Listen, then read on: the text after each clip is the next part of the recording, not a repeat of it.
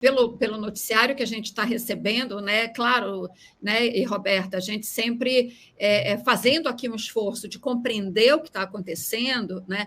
A partir do noticiário que nos chega, muitas vezes, né? Sem a própria imprensa que está lá, as agências de notícias, Al Jazeera, Reuters e outras agências, muitas vezes não conseguem, né, confirmar, né? Então, a gente precisa, às vezes, literalmente esperar a poeira baixar para ver exatamente o que aconteceu, né? Mas, ao que tudo indica, né?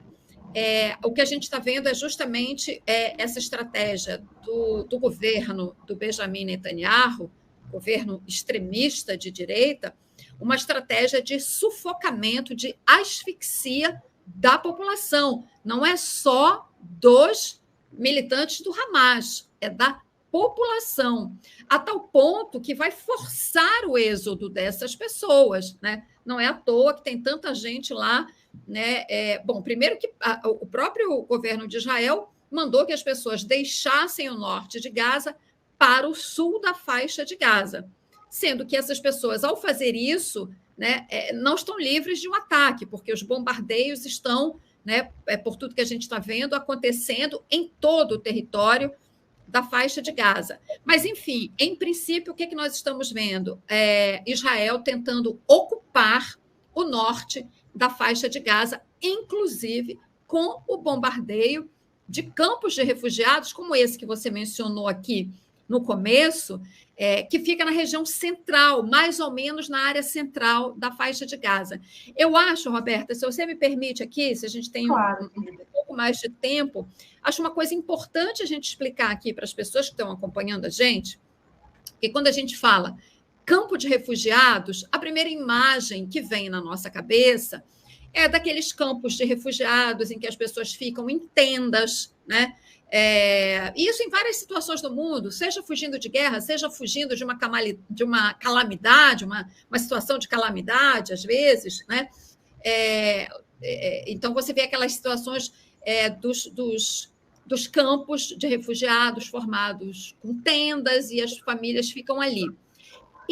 Esses campos que foram bombardeados, os dois por Israel, o de Jabalia, eu não sei se é Jabalia ou Jabalia, eu já ouvi as duas pronúncias. Eu falei Jabalia. Jabalia. E agora esse que você mencionou, Bureij, não é isso? Isso. Isso. Jambalaya, né? Eu mencionei. E também o outro campo, que é o Bureij. Bureij, o de hoje, exatamente. Esses campos foram formados lá atrás, né, nos anos 50, quando foi criado o Estado de Israel em territórios.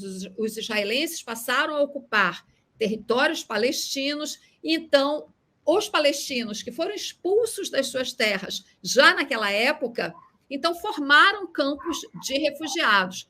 Com o passar do tempo, então, desde os anos 50 para cá, esses campos já não são esses, já não tem essa configuração, como eu falei, essa que nos vem à mente no primeiro momento, de tendas. Já são casas que foram, de fato, construídas, e as famílias vão aumentando, aí bota uma laje, faz mais um nível, mais um andar, e assim vai. Ou seja, não são estruturas temporárias, né, Cris? Acho que é bem importante a gente mencionar aqui que são estruturas que as pessoas vivem, né, do seu cotidiano, vivem a longo prazo, né, teoricamente. As pessoas vivem, são as casas delas, né?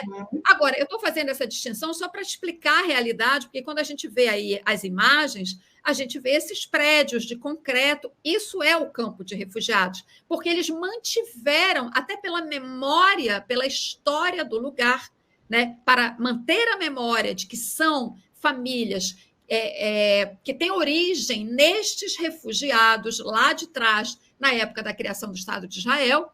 Então, eles mantêm o nome de campos de refugiados, mas são bairros, já são cidades, né? Agora, de qualquer maneira, as pessoas vivem nessas cidades em situação muito precária, muito precária. São áreas densamente povoadas, com uma situação, indicadores de saúde péssimos, acesso à água muito difícil, sem esgoto, sem tratamento de esgoto, e por isso os índices de saúde são muito ruins, né? E é essa gente que já vive numa situação de tamanha vulnerabilidade que está sendo atacada pelas bombas de Israel. Então, é uma situação muito grave e, por isso, o representante da ONU falou muito bem, né, que nós estamos diante de crimes de guerra.